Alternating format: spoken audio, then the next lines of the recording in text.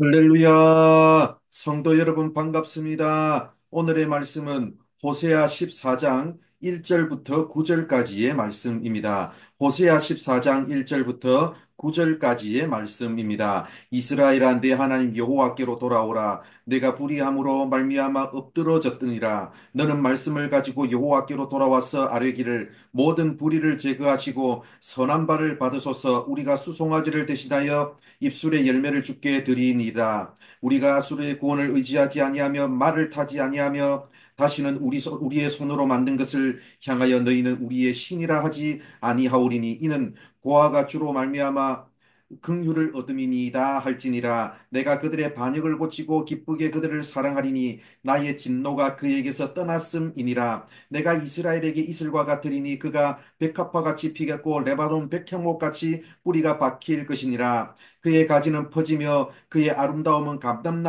감람나무와 같고 그의 향기는 레바논 백향목 같으리니 그 그늘 아래에 거주하는 자가 돌아올지라. 그들은 곡식같이 풍성할 것이며 포도나무같이 꽃이 필 것이며 그 향기는 레바논의 포도주같이 되리라. 에브라임의 말이 내가 다시 우상과 무슨 상관이 있으리요 할지라.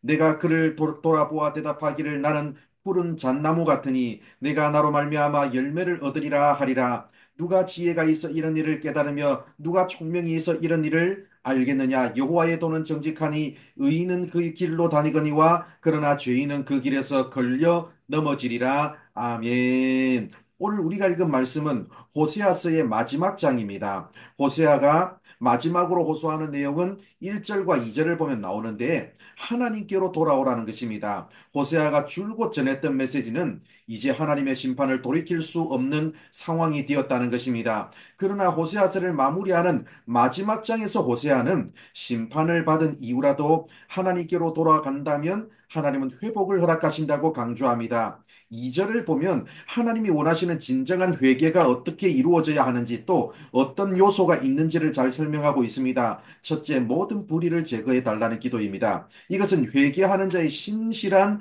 죄의 고백과 용서를 구하는 청원이 있어야 한다는 뜻입니다. 둘째, 선한 발을 받아주시기를 구하는 기도입니다. 이것은 우리가 진정으로 죄에서 돌이켰다면 말씀대로 살아가는 삶이 있어야 한다는 뜻입니다. 셋째, 입술의 열매를 주께 드리겠다는 기도입니다. 형식만 있는 예배가 아니라 입술로만 회개하는 기도가 아니라 삶에서 열매를 맺는 일, 즉 삶의 제사, 삶의 예배가 있어야 한다는 뜻입니다. 또한 3절을 보면 하나님이 아닌 것을 더 이상 의지하지 않겠다는 서약도 있어야 함을 강조합니다.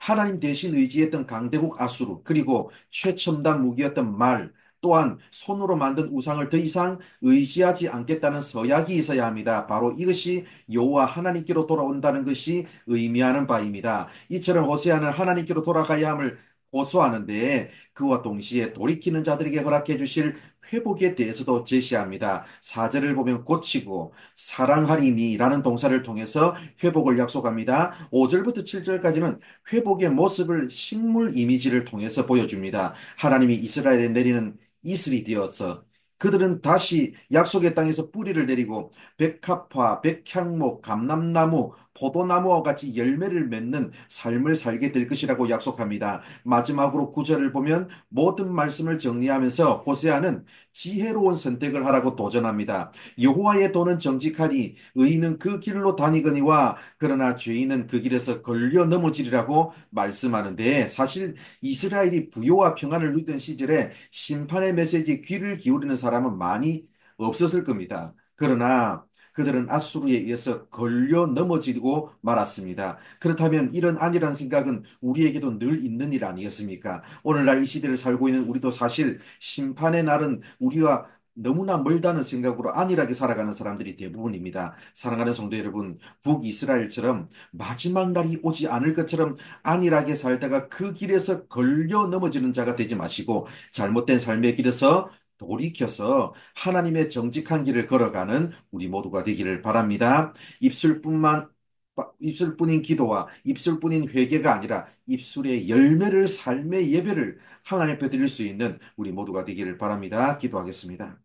하나님 감사합니다. 오늘도 이렇게 우리를 사랑하여 주셔서 부족한 우리들에게 말씀해 주셔서 감사합니다. 입술뿐인 회개가 아니라 입술뿐인 기도가 아니라 입술의 열매를 삶의 예배를 하나님 앞에 올려드릴 수 있는 우리 모든 성도들 될 수 있도록 인도하여 주옵소서. 하나님께서 말씀하고 계심에도 불구하고 마치 하나님의 심판이나 하나님의 허락하실 그 마지막 날은